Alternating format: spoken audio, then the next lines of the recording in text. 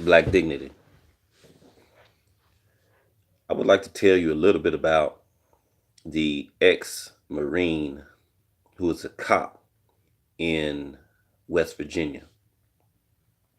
And this cop has served in Afghanistan and is working for the West Virginia Police Department.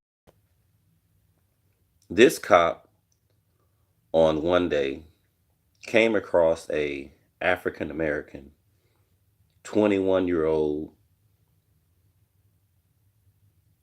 suicidal black man who was right beside his car.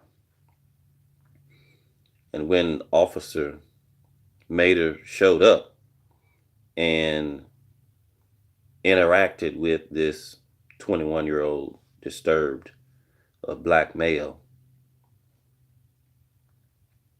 the officer asked for his hands because the brother had his hands behind his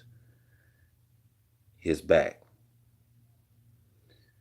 Finally, when commanded to bring both of his hands to the front where the officer could see his hands, the officer saw that the brother had a weapon, or he had a firearm. And from the article, you could see that the firearm was not pointed at the officer. At that time in the communication, the brother was saying, "Just shoot me." So the Officer Mater, was thinking and came to the conclusion that this brother was not a threat to anyone other than himself. And that sent up a red flag. At the same time, officers are starting to show up. And so rapport with the black man that is distressed, that is suicidal, with Officer Mater, who's had military training in Afghanistan and officer training, knew that he could de-escalate the situation. And so his conclusion is, we can save this young black man. He is not a threat to me. And if he is not a threat, according to the Constitution, you do not have a legal right to shoot.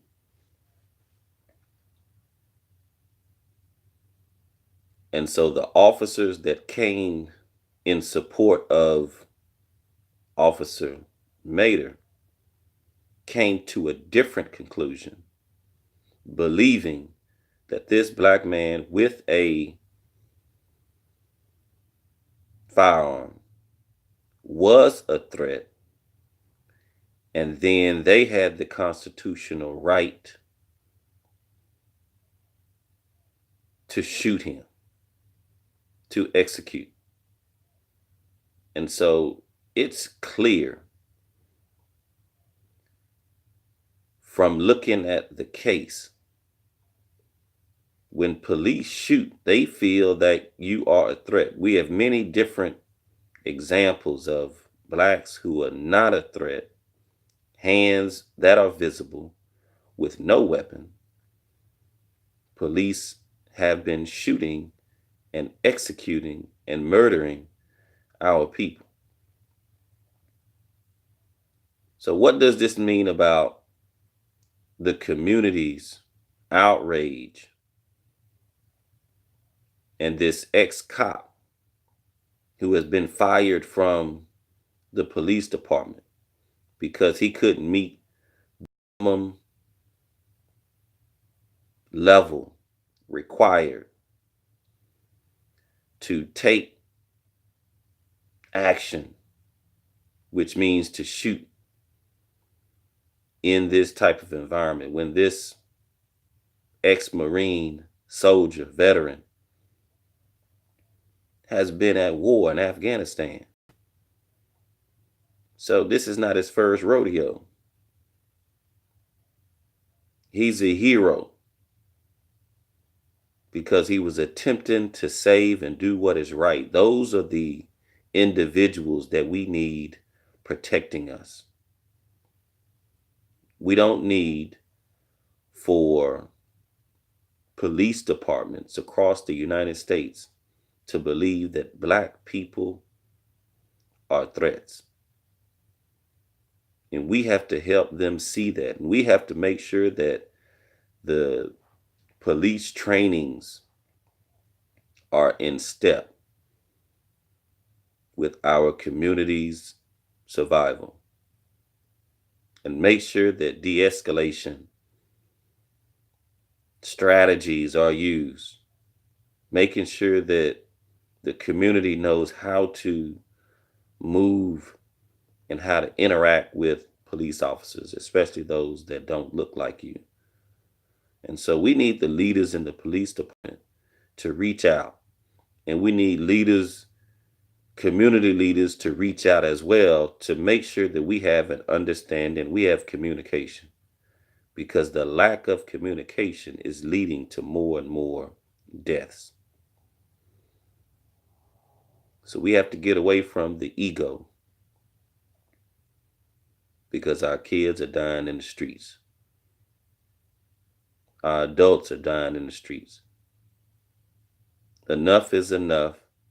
We have to be adults, and we have to see a better way for our survival. So what needs to be done? We need to support the ex-cop who is now part of the military police in his ACLU lawsuit, because he is now suing the police department.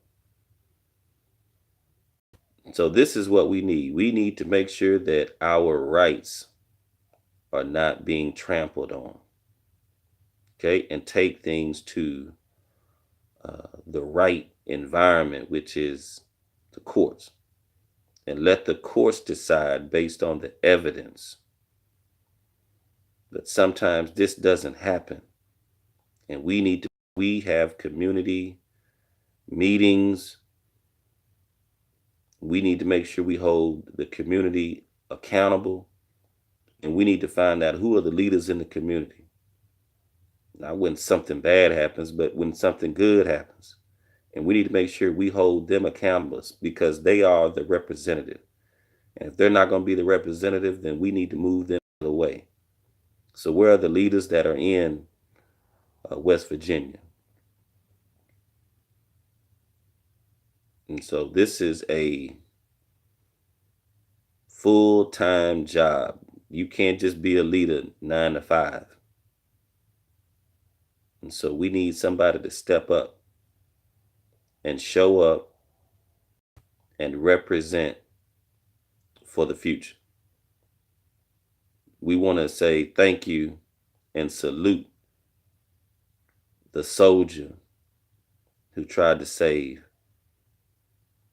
this 21-year-old disturbed brother's life.